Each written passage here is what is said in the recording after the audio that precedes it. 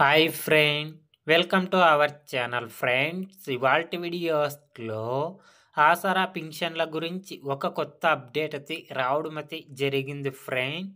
ఆ అప్డేట్ ఏంటో మనం ఇప్పుడు ఈ వీడియోలోనైతే తెలుసుకుందాము. మీరు ఈ వీడియోని ఎక్కడ స్కిప్ చేయకున్నట్ల చివరి వరకు చూడండి ఫ్రెండ్. అప్పుడైతే నేను చెప్పేది మీకు అర్థమవుతుంది. అలాగే వీడియో నచ్చితే ఒక లైక్ చేసి ఇంతవరకు మన ఛానల్ సబ్స్క్రైబ్ చేయని వాళ్ళు వెంటనే సబ్స్క్రైబ్ అయితే చేయండి ఫ్రెండ్. తెలంగాణ రాష్ట్రంలో కాంగ్రెస్ ప్రభుత్వం అధికారం చేపట్టి ఏడాది దాటిపోయింది. 2023 డిసెంబర్ పోయింది, 2024 డిసెంబర్ కూడా వెళ్ళిపోయింది. పింఛన్ పెరిగింది లేదు, లబ్ధిదారుల ఖాతాల్లో 4000 పడ్డది లేదు. దీంతో ఎన్నికల హామీని తీర్చాలంటూ పింఛన్దారులు రోడ్డెక్కుతున్నారు. రాష్ట్ర వ్యాప్తంగా నిత్యం ఏదో ఒక చోట ఆందోళనకు దిగుతున్నారు.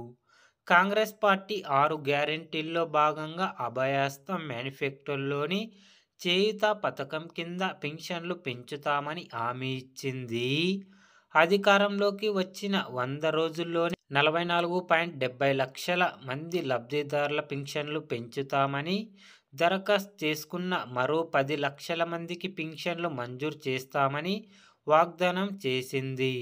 వృద్ధులు, ఒంటరి మహిళలు, బీడీ కార్మికులు, డయాలసిస్ పేషెంట్లు, బోధకాలు బాధితులకు ఇచ్చే 2000 పింఛన్ను 4000, దివ్యాంగులకు ఇచ్చే 4000 పింఛన్ను 6000 చేస్తామని చెప్పింది. కానీ ఏడాది దాటిన కార్యరూపం దాల్చడం అయితే లేదు ఫ్రెండ్స్. కాబట్టి ఆసరా పింఛన్ డబ్బులు ఇప్పట్లో అయితే పెంచే అవకాశం అయితే చాలా తక్కువగా ఉంది ఫ్రెండ్స్. కాబట్టి ఆసరా పింఛన్ డబ్బులు ఎప్పుడు పెంచుతారు? రేవంత్ సర్కార్ నుంచి అప్డేట్ రాగానే అందరికంటే ముందుగా మన ఛానల్లో వీడియో చేయడం అయితే జరుగుతుంది ఫ్రెండ్స్. కాబట్టి ఇప్పటి వరకు మన ఛానల్ సబ్స్క్రైబ్ చేసుకొని వాళ్ళు వెంటనే సబ్స్క్రైబ్ అయితే చేసుకోండి ఫ్రెండ్.